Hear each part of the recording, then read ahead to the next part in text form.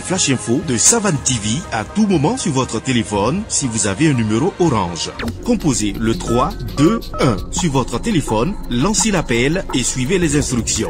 Le 3 2 1, c'est un service d'information à la demande qui met à votre disposition des informations utiles sur l'agriculture, la météo, la santé, la microfinance, le foncier, le développement et bien d'autres contenus d'intérêt général auxquels vous pouvez accéder par appel téléphonique uniquement à partir d'un numéro orange.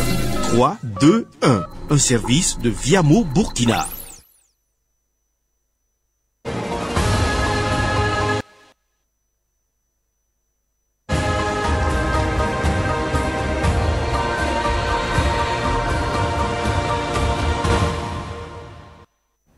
Fidèles téléspectateurs de Savane TV, bonjour et bienvenue à ce flash d'information.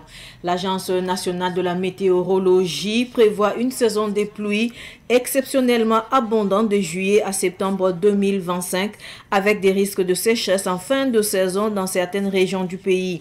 Des pluies intenses pourraient entraîner des inondations, des pertes agricoles et animales ainsi que des maladies. Pour limiter les impacts, l'agence recommande des mesures de prévention comme le drainage des sols, l'usage de semences adaptées, la sensibilisation, le renforcement de dispositifs sanitaires et la surveillance des cours d'eau. Parlons à présent de la pollution environnementale. Les pays affectés par la pollution environnementale peuvent désormais envisager des poursuites judiciaires contre les grands pollueurs. C'est ce que souligne un avis de la Cour internationale de justice qui rappelle que les États ont l'obligation de protéger le climat afin de garantir les droits de l'homme. Bien que cet avis ne soit pas juridiquement contraignant, il ouvre la voie à d'éventuelles actions en justice et offre aux pays victimes du changement climatique la possibilité de réclamer des réparations. Cette initiative a été portée par des étudiants militants. La police nationale a démantelé un réseau de malfaiteurs opérant à Ouagadougou, ses environs et à Tinkodogo.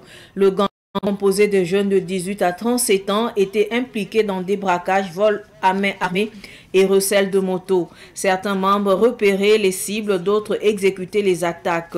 Un mécanicien et un peintre maquillaient les engins volés pour faciliter leur revente. Grâce à la collaboration de la population, plus d'une dizaine de suspects ont été arrêtés avec la saisie d'armes, de munitions et de 9 motos. La police appelle à la vigilance et à la dénonciation des cas suspects via les numéros verts.